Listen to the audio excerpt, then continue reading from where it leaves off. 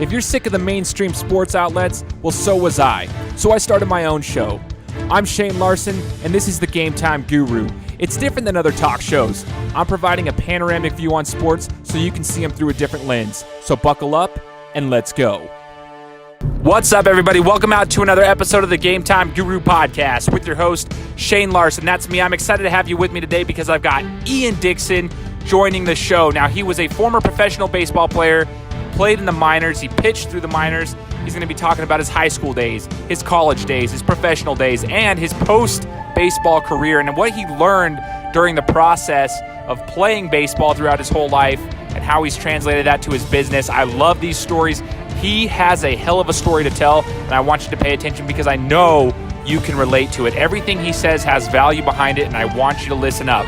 It's a great episode. So before we get started with the interview, I want to take care of some household items, some housekeeping items, I should say.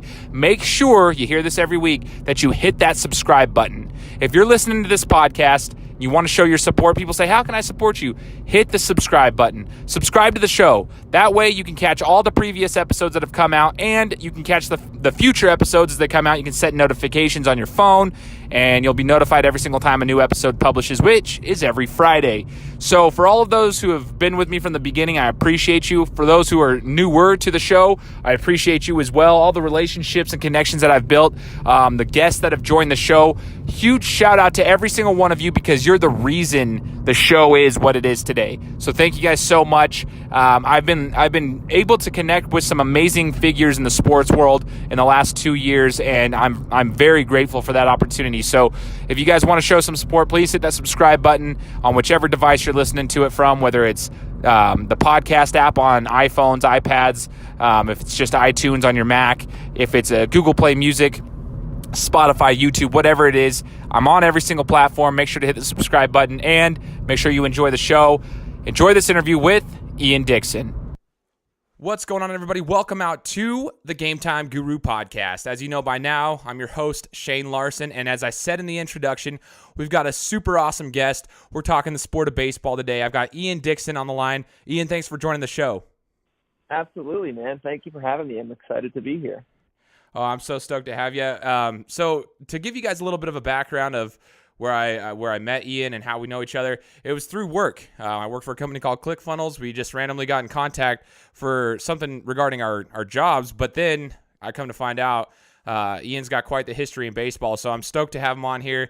We're going to talk about his history and just kind of some of his, opinions on how sports translate into his business now that he's finished playing professional baseball. So, Ian, we're going to jump in here real quick and kind of get the history of your life and when you started playing baseball. Like, what age did you start playing? Oh, man. This is so funny because I remember watching baseball before playing, and I don't actually know which came first, right? But, I have this vision of watching the Mets play the Phillies on TV at, the house I grew up in at Veterans Stadium. So I remember the turf and the green color and asking my dad, Dad, what's this? And he said baseball. And I said, who are we rooting for? And I remember him saying the Mets, and that moment, I must have been 4 or 5, right? But that moment always stuck out to me. And as a child, right across the street from where I grew up, there was this almost like a house office with this hill and a grass lot. And as early as I can remember, my dad and I would go there after school or after he came home from work every day and play catch. And I just remember waiting at the back door for my dad to come home in his suit. And the first thing I asked him every day was, Dad, can we play catch? And I think that just kind of rolled into Little League and took off from there. That's super cool, man. That's actually a really cool story. So you're playing in Little League. Did you guys have club baseball where you were playing basically all year round? I just want to get your thoughts on that. Did you actually play club baseball, or were you involved in some other sports at the time? So, when I was super young, was playing other sports more recreationally, soccer and basketball.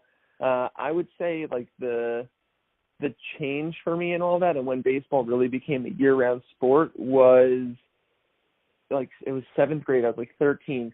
Where I grew up, you were able to start playing school sports in 7th grade. And I remember going out for the basketball team, and I'm 6'5" now. I was tall for my age then, and I love playing basketball. Like, I still to this day love playing basketball. And it's funny, we were talking about it before we hopped on this. Like, basketball to me, I don't know, it's a faster paced sport, and I love baseball, but basketball is kind of like one of my first joys in sport. So I went out for that school team, and I kind of made a lot of assumptions in it and thought, like, because I'm tall, I'm going to make the team. And I made it down to the last day of tryouts, and they posted, like, where everybody stood, and there's literally a category called On the Bubble, and my name was under On the Bubble. So that night, my dad and I went to a local school. It was raining. We were out there in the dark with the lights on under the hoop doing mic-ins and shooting foul shots, and I was trying to bust it to make sure that I made the team the next day. And I show up, and we get back to the locker room after tryouts, and I walk in, and everybody's huddled around, that whole tryout atmosphere. And I'm looking on the list, and I'm going up and down, up and down, up and down with my finger, and my name isn't there. And I got cut. And I remember thinking, like, oh my gosh, like, the world just ended. Like, in that moment, it meant so much. But that's really the catalyst that turned me to focus on baseball full time.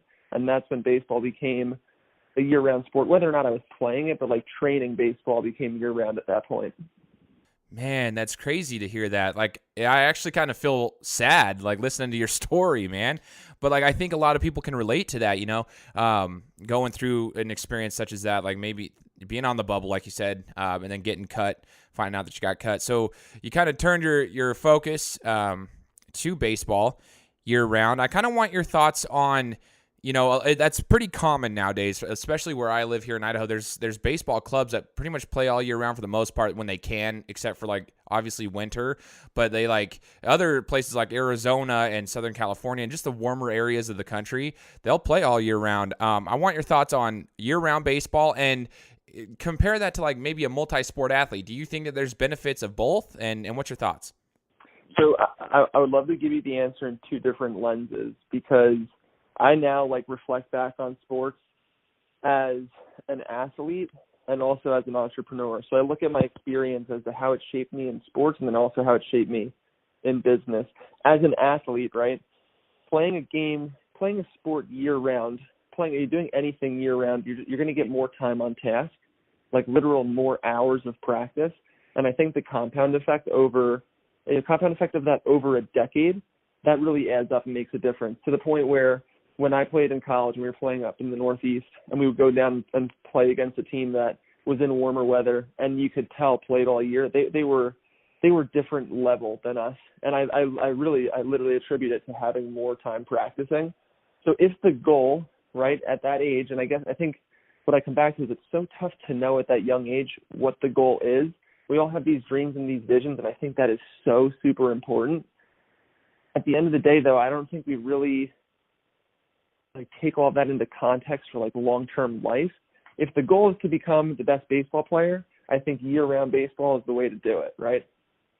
I also see a ton of value in rounding yourself as an athlete. Like, I wish I played hockey, for example, because my biggest weakness as a pitcher was my hips and my groin flexibility and really being able to get low and into my legs. So I wish I grew up skating, just so that got ingrained into me.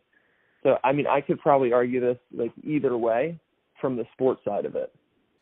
I like that, though. It's a good perspective on the situation and bringing hockey into it because of the hip flexors and the different things that the different strength you build from different sports. You're using different muscles. It requires a completely different skill set athletically. And it's interesting to hear that you just mentioned hockey and how that would help you with pitching. So that's something I've never actually thought before. So, Ian, we're gonna go to your life again. We're gonna go back into this. We're talking about going pro. Okay, so, like, some kids take different routes to going into the professional realm of baseball. A lot of them will go straight out of high school, and then some go to college. Like, that's just how it is. Like, the way that baseball works is you have an opportunity out of high school, and some have an opportunity out of college. Now, can you explain to me the process that you took, the process that you went through, and how you believe it impacted your route to go to the pros? Sure, man. So coming out of that cut from basketball around, like, age 13, 7th grade, I had been a pitcher at that point. I'd had some success as a pitcher, And a lot of people were pushing me to go find like private coaching. And we'd probably been searching around this for like 2 years, but we stumbled upon somebody who became like a mentor to me through and through. And he was my pitching coach for the next 12 years of my career. And he, at the end of it, like looking back, was far and away the best asset that I had in this game. He was the most knowledgeable coach that I came across from a pitching perspective when it came to biomechanics. And that's driven by his why. His story is incredible. He basically was like top level prospect, got drafted out of college after winning a national championship, and then got chewed up and spit out by the system and got injured, and his mechanics broke down, and he kind of looked back and went, what just happened? And his whole why, like the reason that he went into business was because he wanted to make sure that that didn't happen to anybody else. So I grew up in this environment where so much value was placed on process over results. So I was always constantly working to get to the dream, irregardless of the results that that yielded. So if I had a bad performance, the focus wasn't on that. The focus was on, did you put the extra work in after? Did we go and we follow the routine of doing the tubing and the sprints and the push-ups and the core work? Because we had trust through Rob that all of that would compound. So my journey through high school baseball, like, and coming even up before that, it was funny. Like, I was never really the best on my teams or in my league. I was always chasing other people, and I'm grateful for that because I don't think I would have gotten to the level that I did without having that. There was no complacency in it. It was always like striving for more. And when it came time that high school had ended, I personally didn't have the opportunity to be drafted. My skill set hadn't like reached my level of work.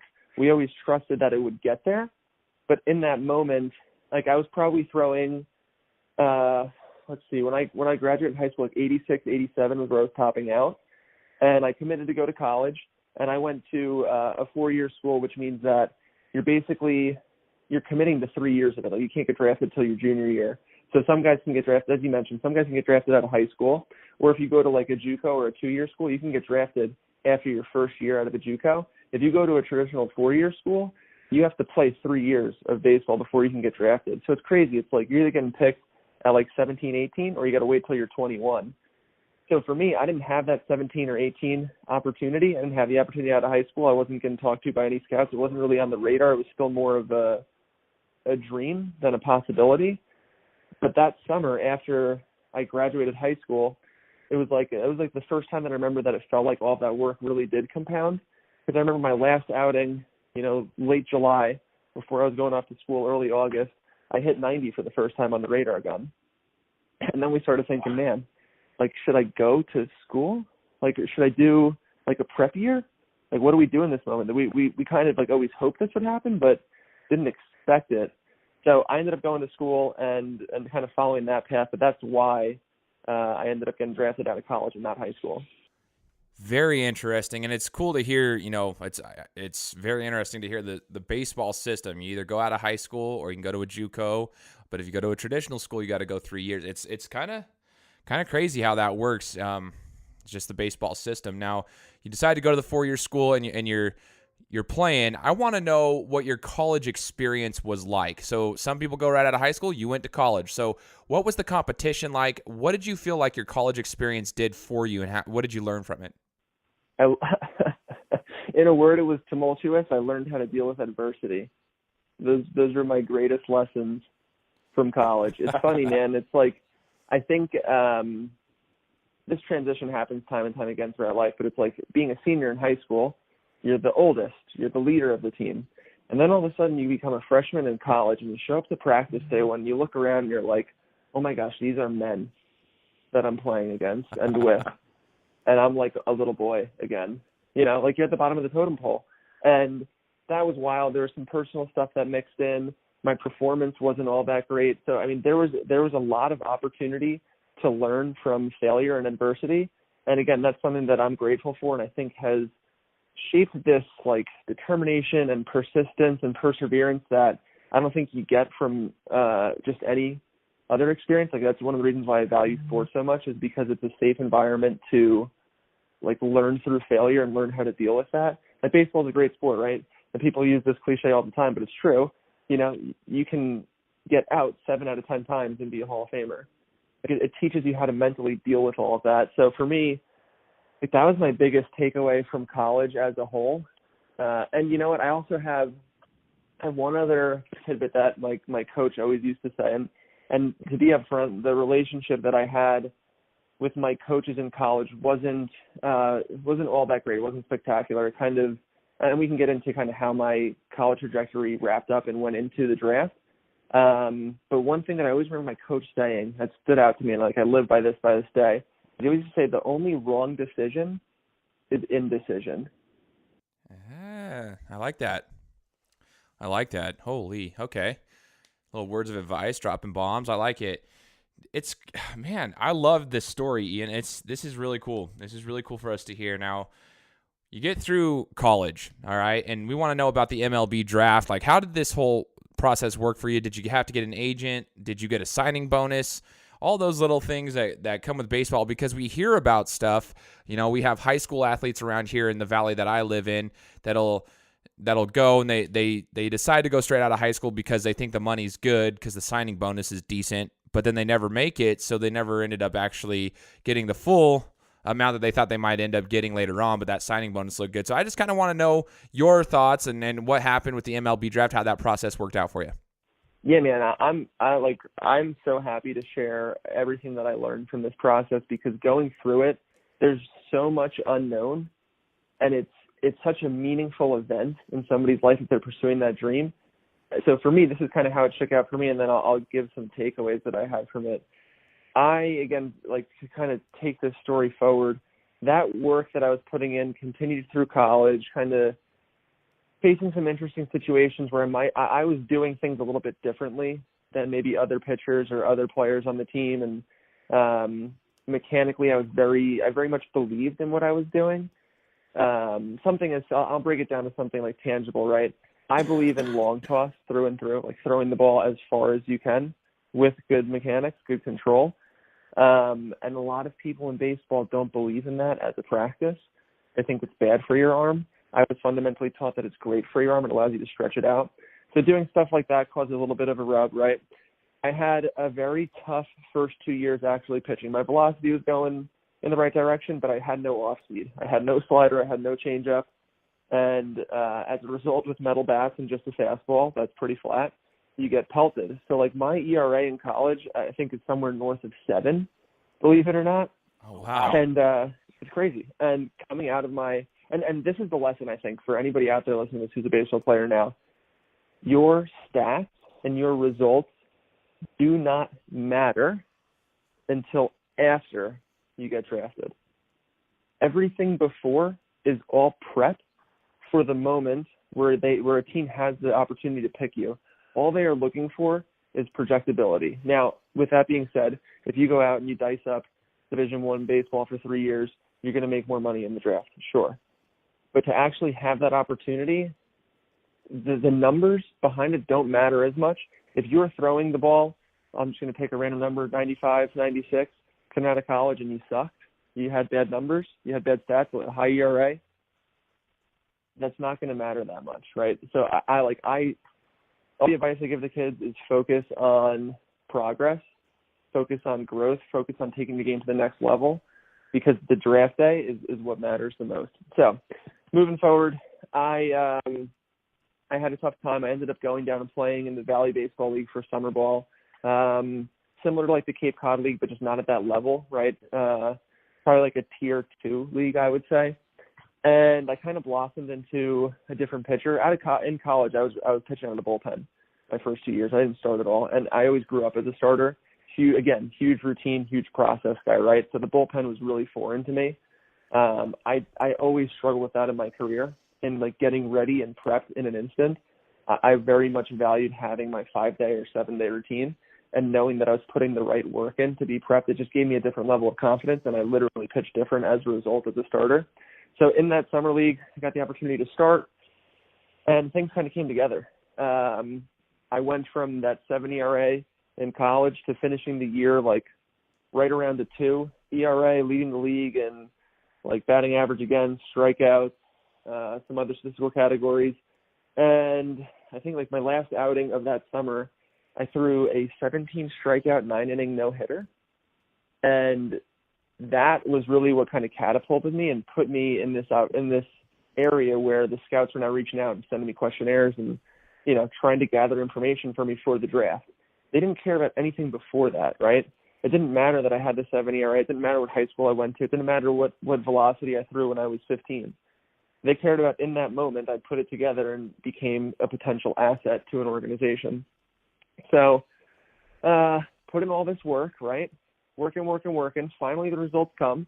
I have this feeling of, wow, okay, it works. Like, all that time is going to pay off. We're right here. It's going to happen. And then, as life goes, on our last conditioning day of the fall, before like our big rivalry football game, Lafayette Lehigh, we're playing European handball for fun conditioning. That's how we always closed out like the fall session. And at the time, I was, I'll say, a more arrogant, testosterone-driven athlete, and my team was winning by 5 points with like 5 seconds on the clock. And, the guy that I was wanted to score one more point. So I'm sprinting down the turf. I call for an alley-oop jump pass. Somebody throws it to me, and I remember it like I'm stretched, fully outstretched, all of my joints like extended, reaching for this ball, and it tips off my fingertips, and I come down to the ground, roll my ankle, sublux my kneecap, tear my ACL, tear my meniscus. Oh my gosh. Boom, on the ground. And wow. in that moment, I didn't know it was ACL meniscus, right? It's not like you get your MRI result as you hit the ground. But I was laying there. I felt this discomfort. I couldn't call it pain, right? It wasn't like a sharp shooting pain. It was almost like this nausea, discomfort, like this deep, uncomfortable feeling of my body telling me something is wrong. I didn't know what it was, but I knew that something was very, very wrong in that moment. So yeah, it turns out ACL meniscus gone, and had the interesting challenge of figuring out what to do next in that moment. And some of the conflict was between like the coaches I mentioned earlier was trying to decide, well, do we put a brace on it and try to pitch? Because at that point I was going to be the ace of the staff, right? That's a big loss for the team. And Rob, my mentor, you asked about agents, right? Rob, who was my mentor, he through and through was like, no, we're going to get surgery right now. You'll miss a year, you'll redshirt, you'll still have eligibility the next year and the year after that. So you'll be able to enter the draft next year with a year of eligibility behind it for leverage, right? So talking about the drafts real quick, when you go as a junior, because you have the ability to say no and go to your senior year, you have more leverage, you can get paid more, right? You can actually say no. It makes sense, right? If you get drafted as a senior, it's very tough, and the teams will take advantage of that and offer you less because they know if you say no, you're choosing to get a job instead of pursuing your dream, right? A lot of people will take less money to do the dream and the job. So to try to like tie this up and move faster through the story, I ended up going from talking to all 30 teams down to talking about 2. And through a series of events, got a little bit of luck and opportunity, and they came out and saw me throw as I was rehabbing from my ACL, like right before the draft. It was the first time I picked up a baseball, and these 2 scouts were at Villanova watching somebody else pitch, and they said, Ian, if you're in town, like, we'd like to see you throw. So they saw me throw once, and as a result of that, the Cubs said, you know what? It's just a knee. Your arm looks fine. Let's do a draft and follow. We'll take you so long as you're open to this, and we'll evaluate you that summer. And we're not going to draft you and then give you, we're not going to draft you and give you an offer. We're going to draft you and then watch you throw, and we'll see where it goes. And we said, yeah, that's great. I said, the only condition is, the only condition in which I'll sign is if you guys pay me what I'm worth in that moment, right? If we earn it, pay us. If we don't. No big deal. And that's kind of how we pursue that whole journey. Man, there is a story behind that. That's crazy. It's not just a simple, dude, there was a lot to go behind that. And I appreciate you sharing that with us because it's unique. It's something that a lot of athletes should know. So I'm glad that you shared that so that the listeners can hear it and have that in the back of their minds when they go through a similar process. Hopefully they don't end up playing European handball and blow their knee out, but at the same time, just have an understanding of how the process works. But I think we all, as athletes and former athletes, the ones that listen to the show and myself, I think we can all relate to being, the competitive nature in us that's just how we are. So I kind of actually see the reason why you wanted to do that at the end of that game, just so you know. But let's get into your minor league story real quick. So Ian, we know that you go into the minors, and we hear that the minors can be brutal. And I remember you talking to me saying that you actually spent a season with the Boise Hawks, which is here in Idaho where I live. A lot of my listeners are from here. It's the Treasure Valley, the Boise Hawks. And that was your first year. And I kind of just want to know, what did you learn during your playing time that first year in the minor leagues, and how was it? Was it a big adjustment from college? Just what was that experience like when you first got in the minors? Yeah, man. So the minor leagues are kind of brutal. It's so strange, right? Because coming out of the draft, there's this massive polarization in how much people got paid coming out of the draft. You have guys who get paid 7 figures in the top round, and then you have guys who sign for like $5,000, right? And you don't make money in the minor leagues. Everybody in the minor leagues has the same uniform contract until you reach until you work your way out of that contract. It's like a 7-year minimum contract, right? So for context, after you sign, everybody enters the minor leagues and is basically making like $1,000 a month, while only the months you're playing. Everybody, right? Whether you're the first pick or you're the last pick, you're getting the same salary. So that signing bonus goes a long way in determining your quality of life and like kind of how long you can sustain this, because you don't have any other income, right? So making the shift from college to the minor leagues was to me, this was the transformation that occurred. It was like baseball is no longer a hobby. It's no longer a sport. It's no longer a job. Like baseball is now life through and through, right? So like every decision that I was making had this higher level of importance because I felt so much closer to the end vision of like, wow, okay, I'm going to pay a lot more attention to everything because now I have an opportunity that most people don't get, and I'm going to maximize it. So for me, like that was the biggest shift. That, and also basically like living out of a hotel or somebody else's house as a host family, and eating a lot of peanut butter and jelly and spending a ton of time on buses and playing in front of an actual like city as a crowd instead of a school. Those are the biggest shifts. But Boise was an absolute blast. I'm so grateful that like I kind of broke in at Boise. It was such a fun spot to play, and the people were great. My host family was great. I went to Boise in 2012. So actually like the year I got drafted in 2011, I was still kind of rehabbing. So I went to Instructional League, Instructional League takes place after the minor league season. It's kind of like this extra camp that they'll bring guys to for a variety of different reasons. Mine was just rehabbing from injury. Whole crazy story there about how the last day before camp I got like pushed through a window by a drunk teammate and almost lost my almost ended my career. I had a piece of glass go through my right forearm, my pitching arm. But that's a story for a different episode. My goodness. Holy cow. That's another story. That's a different one. But the next year I went to extended spring training, which, you go to spring training late February, early March in the minor leagues. And if you break camp at the end of March, you'll go to your affiliate, you go to your team, you get your assignment. Or you could not break camp and get held back for injury or just because there's not a roster spot, a lot of different reasons. But short season, which is what Boise is, short season exists so that when guys come out of the draft, they have a place to go right away. So short season usually starts immediately following the draft, and a lot of guys out of college who just played their college ball will go straight to short season. So that's where I started after coming off the injury. And dude, Boise was such a blast. It's so many good memories there. Like made some really great friendships. That team was solid. We ended up losing in the championship to the Vancouver Canadiens, but like a lot of guys I played with on that team are in the league now. A lot of those guys won the World Series with the Cubs when they broke the curse. Like just some tremendous, like it's deeper than friendship, right? It's like brotherhood at that point, like you share a locker room with somebody. It's more than a friend or a teammate, especially when you're going out at that level and pursuing this higher level dream. So like to be able to watch those guys have that ultimate glory, it was like fulfilling for me in a way. And like I was honored to be able to say that I shared the field with them. So like I have just only positive memories of Boise. That's so awesome, man. So freaking cool. And yeah, sorry, pardon me. We'll need to make sure that we have you on the show again so you can go through that story of you going through a window. Because Most certainly is a story we want to hear. There's some detail to it, man. Oh, I bet there is. So we're gonna definitely have you on again. So I just kind of want to know from Ian, like, did you have a favorite place? Like, how long was your pro career? Was it 4 or 5 years? You had showed me you went to 2016. Is that correct?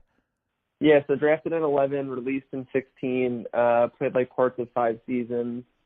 What was the question? What was my favorite place to play? Yeah, like, so that was, I was asking, how long you had played. So during that 5-6 years, from the time you were drafted, going through the instructional league and getting yourself rehabbed and then going through, what was your favorite place to play? Like, where was your favorite city that you stopped by, and what was the best organization that you've played for? So I'll take you kind of through a journey because I have different favorites for different reasons. Right, like I love Boise because I thought it was an awesome way to break into the league.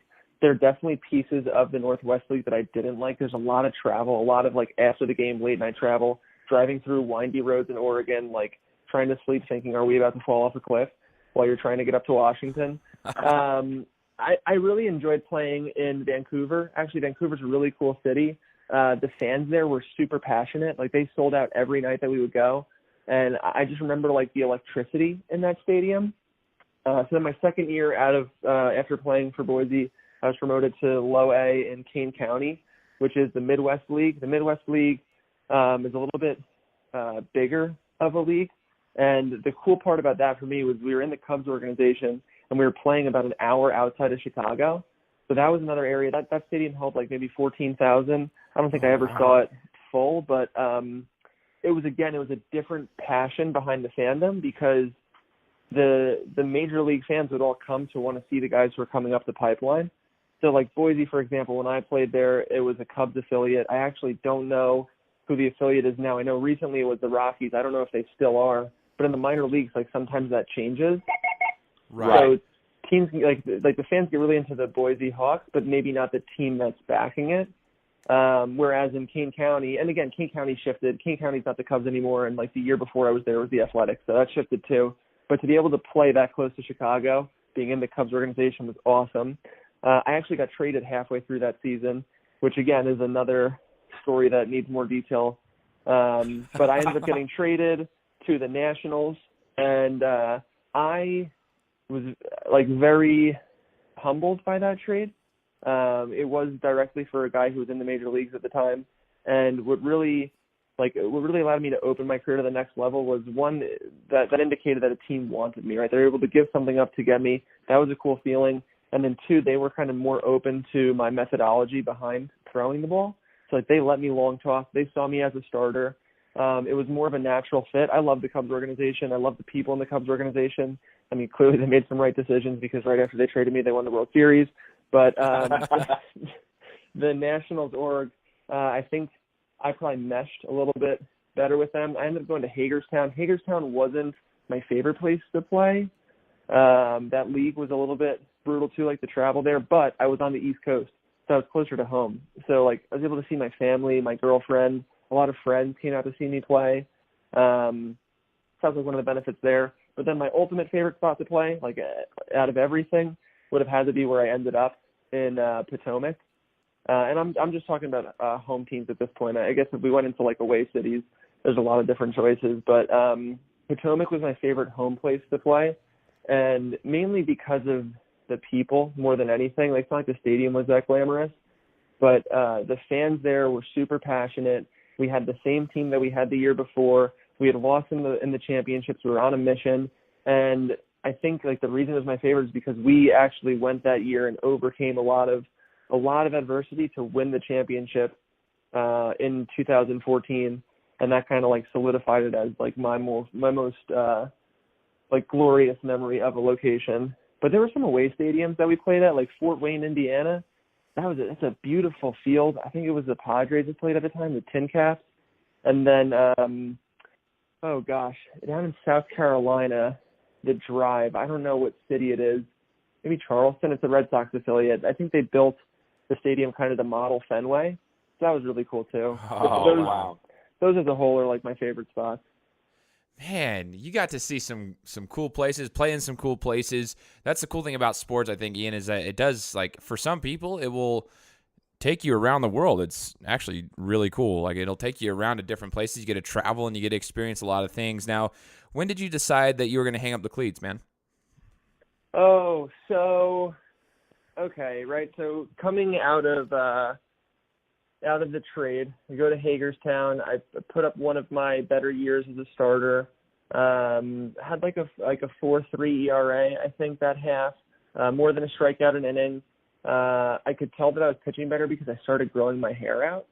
That was like that was the thing in the Cubs organization. It was pants up, haircut to the collar, like had to be clean shaven, and the Nats followed a little bit of that too. Had to be clean shaven, and hair was allowed to be a little bit longer, but I could wear long pants if I wanted to.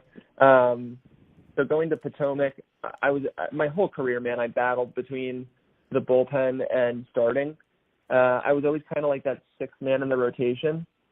So I would like start at the bullpen and then get a starting spot, and then I'd lose the starting spot, go back to the bullpen, and then come back to the starter, and then I'd be a spot starter, and then I'd go to the bullpen again. So that was really tough on me. But Potomac, the first half of the season, I had like a 6 ERA. I went home, I worked with Rob, and we tightened a couple things up, and I came back, and a starting spot opened, and kind of went on a tear the second half of that season. And again, my hair was growing longer, so you could tell that I was pitching decent. But I closed out that year having like, I don't know, like a 2.5 ERA in the second half, and kind of helped lead the charge to that championship run. Was throwing the ball harder. My changeup was like phenomenal. I really felt like, again, I was finally back on that path, like similar to where I was before the knee injury. And going to that off season and just prepping for 2015, like excited, like literally in my mind, I'm thinking, okay, you're going to go to Double-A, and if you do the same thing that you just did this year in Double-A, you're a phone call away from the major leagues. But that's how it works. If you perform at Double-A, if you perform at that level, you're a phone call away. It could happen any moment, and it does. It's crazy. Like guys ascend that quickly, where they have a breakout year, and the next year they do really well at Double-A, a spot opens up, and they go, okay, bring him up. Let's do it. Let's see what he's got. Right. So that was kind of in the back of my mind. I worked my tail off that off season, came to camp with my hair down to my shoulders, and my first outing in spring training in 2015, it was an intra-squad. I went to early spring training, so it was like late February. It was an intra-squad, and I was facing Danny Espinoza, and I will never forget this moment. He battled to a 3-2 count and fouled up a couple fastballs, and I remember I reared back as hard as I could and blew one by him, and as the ball hit the glove, I felt this like twinge in my forearm, and I was like, ooh, that's not good. What was that? But at the same point, I was like, you know what? It's a one-inning intra-squad, and I've got one out. I only have 2 more to go. Feels kind of like a cramp. Probably nothing. I've pitched through worse. Let's just get out of this, and then we'll evaluate after. The next batter goes long, and deep into the count again, like it was almost like every other pitch. It wasn't every single pitch. Every other pitch, I felt my form like tightening, and I ended up getting him out on a ground ball. So I'm like, you know what? 2 outs. I'm literally 1 pitch away. Doesn't matter what my form feels like, unless it blows up. I'm gonna get out of this.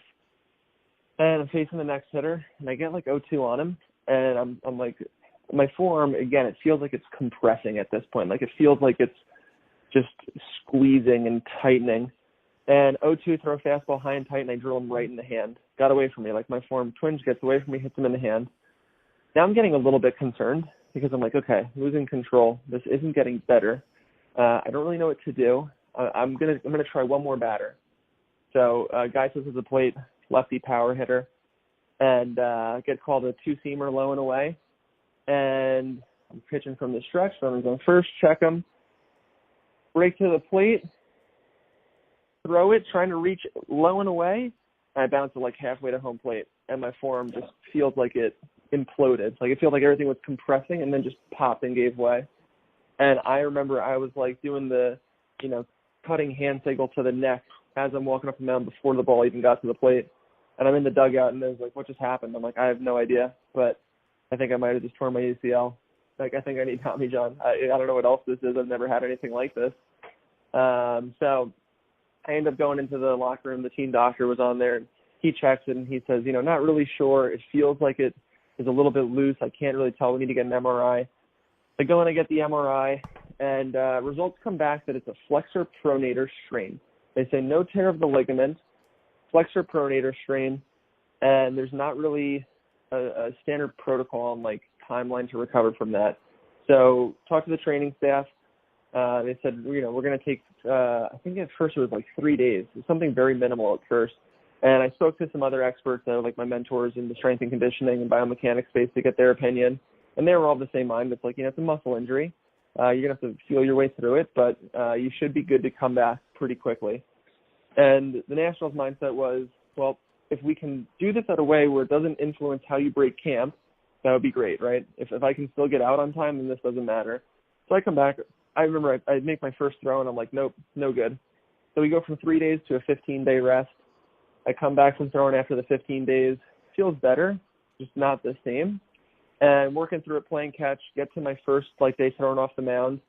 And I ended up asking them, hey, can I take 1 day's rest? Just because I feel like there's a lot of inflammation. It doesn't hurt, it's not pain, but it's not fully healed.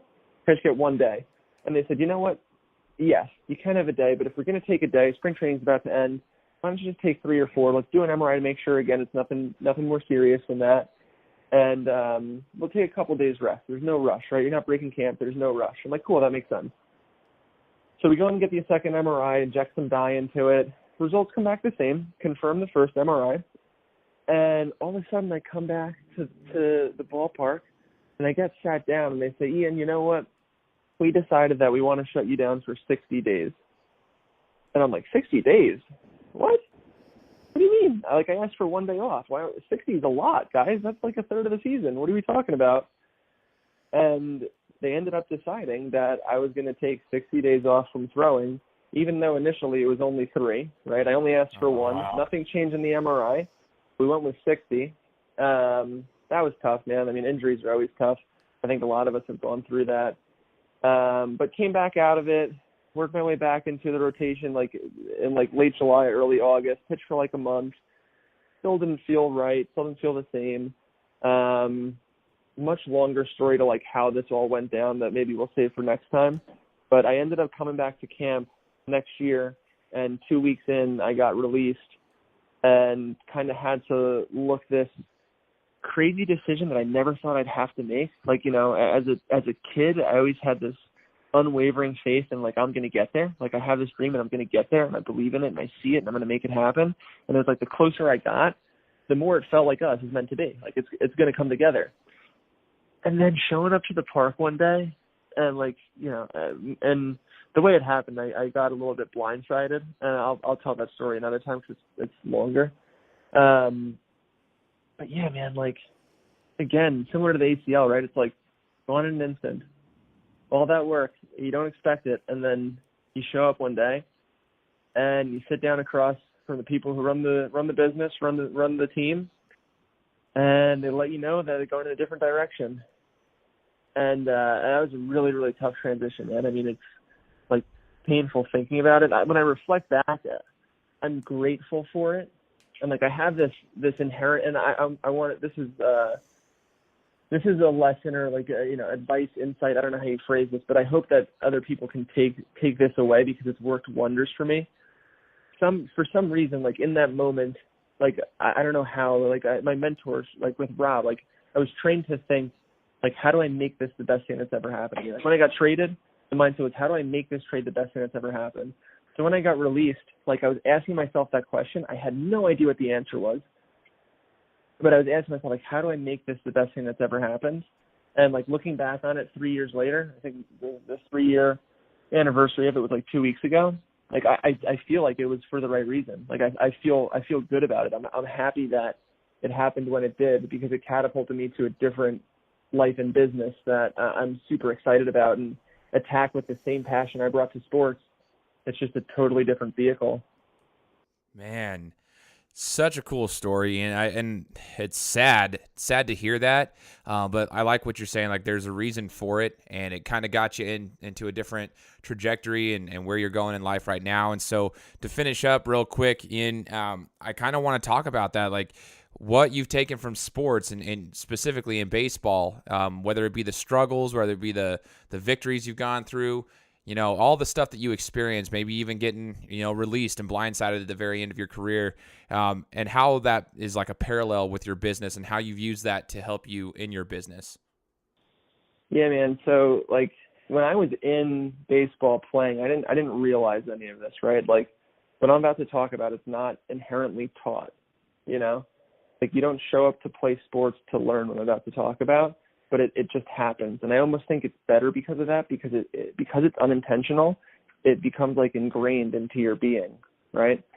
And what sports taught me was, like, I would say almost everything, right? Like I've learned so much more from that experience than from sitting in a classroom. And sitting in a classroom might be like applicable knowledge that I can learn it and I can go and apply it and implement it. But like the characteristics that are developed through sports, those are things that can't be taught in a classroom in a 10-week lecture. You know what I mean? Like the things that you learn from sports, you play sports for a decade, 15 years, whatever it is. Like it takes that long to learn those things, like perseverance, determination, discipline, teamwork, collaboration, how to have a positive attitude, deal with failure, right? Like all of that. And those are all the characteristics and skill sets that when people in business go to hire, that's what they're looking for.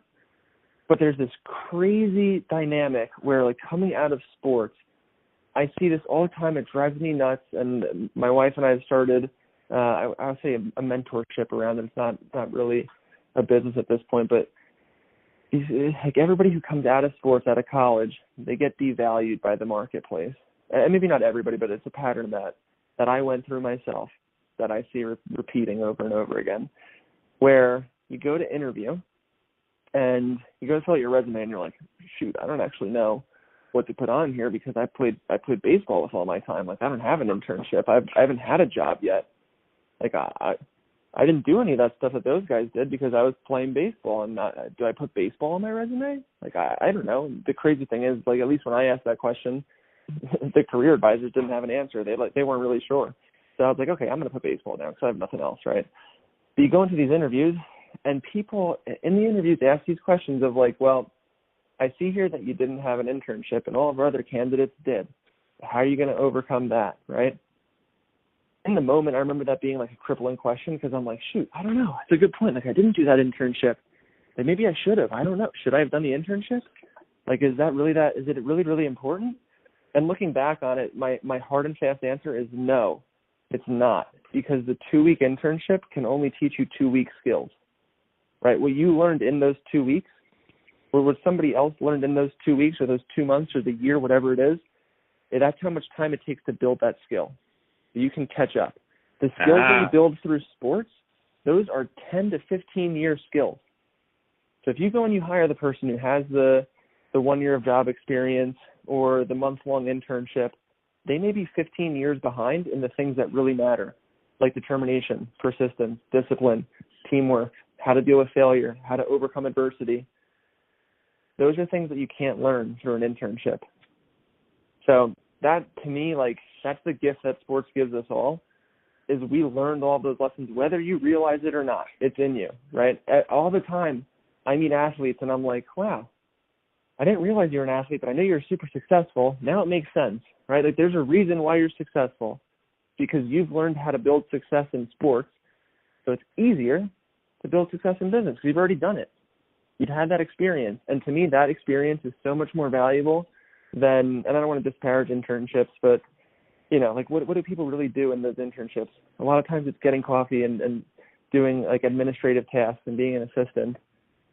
Like, being in the workplace and getting exposed to that, yes, that's great. But when you get your first job, you will be caught up in those 2 weeks. You'll be 15 years ahead because of all the skills that you've built through sports. And, like, I believe that so firmly. Man, I really appreciate your insight on that, Ian, and it's really eye-opening. I think part of the reason I do this podcast, and people know this, is so I can show people that athletes aren't just dumb jocks. I think there's a perception, there's a stereotype out there for athletes, but in reality, with what you just said, it kind of just plays right into the role. Like, they're not at all, actually. In fact, there's so many skills you learn through growing up and playing and the things you go through and how you can translate that into a job, into your normal, the workforce. And I think it's awesome what you just shared, and I appreciate it. Now, we will be having you back on the show to discuss the other stuff in more detail, because there's a lot more that I'd like to know about those experiences you shared today. But Ian, I really appreciate you joining us, man, sharing the baseball story. I know I got a lot of baseball fans listening. They're going to love it. So thank you so much, man.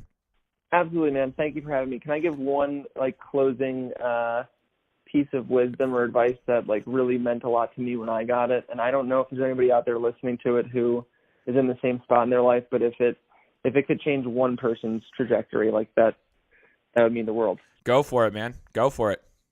When sports ended for me, I mean, I literally felt like I lost a piece of my identity. I grew up Ian, the baseball player, and when I woke up that next day and I literally had 10 hours of time that I didn't know what to do with, I was like, I actually don't know how to fill this time. The day feels so much longer because I'm used to playing baseball. I don't even know who I am anymore. And it was this crazy, wicked transition. What I did was I went to my mentors and asked, what do you think I should do next? Because my mentors got me there. So I trusted that they had the perspective that I didn't, to see maybe where I should go in business. And I think that alone is good advice, right? Follow the people who have been where you wish to go, because they have a different view on things than you do at the moment. The piece of advice that I want to give that I got in that moment when I asked the question of what should I do next, they pointed me towards sales. And when I heard it, I initially thought no, I don't want to do that. I don't want to be a salesman. Those people are slimy and sleazy, and I hate getting calls from salesmen. I don't want to do that. But everybody kept saying, go into sales, go into sales. And I'm not sure that they knew exactly why, but they were right. And it made such a transformation in me, and it allowed me to exercise that same passion and desire that I had for baseball, just in a totally different fashion. And I just want to break the stigma around sales, through and through. Sales is solving problems. It's communication and solving problems, and your compensation is tied to how many people you can help and how big of a problem you can solve. Yes, there's plenty of people who do it incorrectly and make a bad name for it. You don't have to be that person. If you're looking for something, if you're in that same moment that I just described, or maybe you're graduating this year and you don't really know what to do next, I implore you to go and try to get a sales job so that you can get paid to learn that skill. That skill will pay dividends for the rest of your life, whether or not you're in a sales role. Boom. I love that, man. Thank you so much for sharing. And I know there's people out there that are going to love that as well. So thank you so much. I actually know the person in my head right now that will be listening that will actually absolutely love that advice. So I'm excited for this interview to launch. So Ian, again, I appreciate you joining us. And for all the listeners out there, we appreciate you tuning in for the show. And you guys know the drill. Go subscribe, and we'll talk to you next week. Guys, thanks so much for listening to another episode of my show. Now, if you could go and do me a favor, head over to iTunes, give me 5 stars, and leave me a review, it would be greatly appreciated. Thanks, guys. Appreciate your support.